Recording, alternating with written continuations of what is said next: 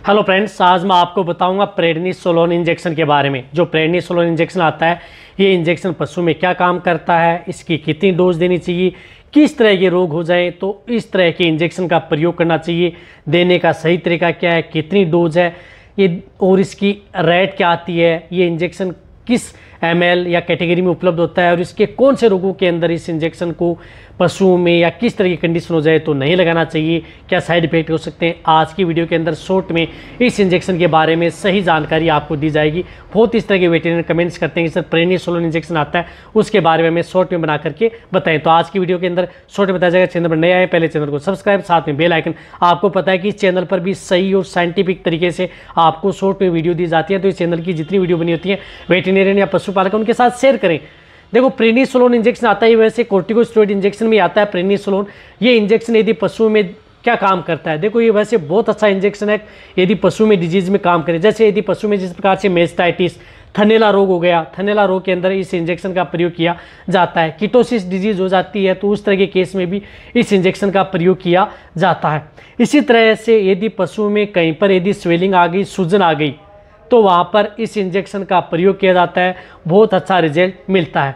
इसी तरह से पशु में आर्थराइटिस है, जोड़ों में दर्द है, उड़ने बैठने में दिक्कत है, यदि पशुओं के जोड़ों में दर्द है, उड़ने बैठने में दिक्कत आ रही है तो इस इंजेक्शन का सबसे अच्छा रिजल्ट पशुओं में देखने को मिलता है।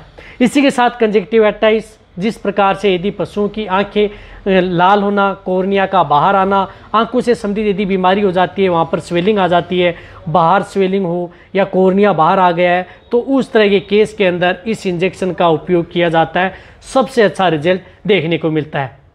इसी के साथ यदि पशु में जिस प्रकार से एलर्जिक रिएक्शन हो गया, कई इस तरह की कोई भी दवा या किसी जानवर, कीट पतंगे या कुछ ने खा लिया, तो वहाँ पर इस इंजेक्शन का प्रयोग किया जाता है। या कहीं पर कोई पशु कहीं पर यदि गिर गया, चोट आ गई, उसकी वजह से भी यदि स्वेलिंग, दर्द हो गई, चलने में दिक्कत आ रही है, तो इस इंजेक्शन का उपयोग सपोर्ट थेरेपी के तौर पर पशुओं में करवाया जाता है।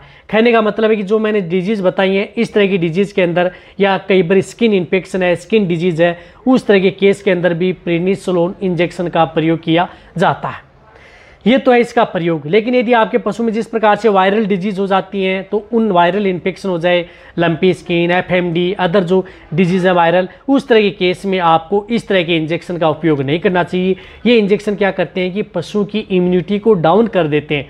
तो ये इंजेक्शन वैसे जीवन रक्षक इंजेक्शन आते हैं, बहुत अच्छे रिजल्ट देते हैं यदि पशु में कई इस तरह की डिजीज हो जाती हैं। तो अब इस इंजेक्शन की डोज क्या होती है, तो ये इंजेक्शन जो प्रेडनिसोलोन आता है पर ml के अंदर 10 mg आता है, और इसकी जो बड़े पशु हैं, गाय भैंस हैं, उसके अंदर इसकी डोज होती है 50 mg से लेकर के 100 mg।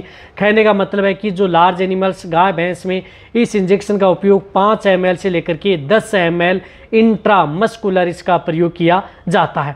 इसी तरह से मीडियम साइज़ के पशु हैं, कटिया हिपर में 2 से 5 ml इसका प्रयोग किया जाता है। इसी तरह से भेड़ बकरियों के अंदर भी इसका 1 ml से लेकर के 3 ml तक भेड़ बकरियों में भी इसका प्रयोग किया जाता है।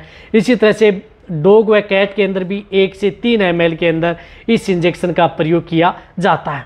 ये इंजेक्शन वैसे यदि आप अपने पशुओं में प्रेग्नेंट पशु हैं उनके लिए सेफ नहीं है। कहने का मतलब है कि प्रेग्नेंट पशुओं को आप ये इंजेक्शन प्रयोग न करें, पशुओं में दिक्कत कर सकता है। और दूध देने वाले पशुओं में यदि इस तरह की दिक्कत हो जाती है तो कई बार इस इंजेक्शन का लिमिट समय तक प्रयोग किया जाता है। कोई भी कोर्टिकोस्टेरॉइड हो, यदि नॉर्मल इंजेक्शन लगाते हैं तो 101, 2, 3 दिन तो दूध जलाता है, लेकिन फिर आपके पशुओं का दूध पहले की तरह हो जाता है। लेकिन ये इंजेक्शन पशुओं के लिए वैसे रामबाण इंजेक्शन होता है, पशुओं को कई तरह की बीमारियों से बचाता है और पशुओं को कंट्रोल करने का काम करता है। और भी इस इंजेक्शन के बारे में छूट गया तो अपने वेट पेट एंड केटल पर इस इंजेक्शन के बारे में डिटेल से वीडियो बनी हुई है, वहाँ पर जाकर के आप देख सकते हैं। वैसे इंजेक्शन ज़्यादा महंगा नहीं आता है, 10 ml का इंजेक्शन 30 से 40 रुपये के लगभग आता है, बहुत सस्ता इंजेक्शन है, लेकिन रिजल्ट इस इंजेक्शन के बहुत अच्छे हैं। ये इंजेक्शन 24 घंटे के अंतराल में रिपीट किया जाता है। जैसे आपने आज लगा दिया तो फिर आप कल इंजेक्शन आप अपने वेटरनरियन से लगवा सकते हैं। या अदर जो मैंने डिजीज़ बताई, उन डिजीज़ में आप इस इंजेक्शन को सपोर्ट थेरेपी के तौर पर अदर जो इंजेक्शन लगा रहे हैं उन इंजेक्शन के साथ लगाएंगे तो और भी अच्छा रिजल्ट पशु में देखने को मिलेगा। तो ये वीडियो जितना हो सकता है, वैसे इसका विड्रॉल पीरियड भी होता है, विथड्रॉल पीरियड जैसे दूध 2 से 3 दिन का ध्यान रखा जाता है, मीट के लिए 5 से 7 दिन इसका ध्यान रखा जाता है, सुअर है उसके अंदर ज़्यादा ध्यान रखा जाता है 27 से 28 दिन।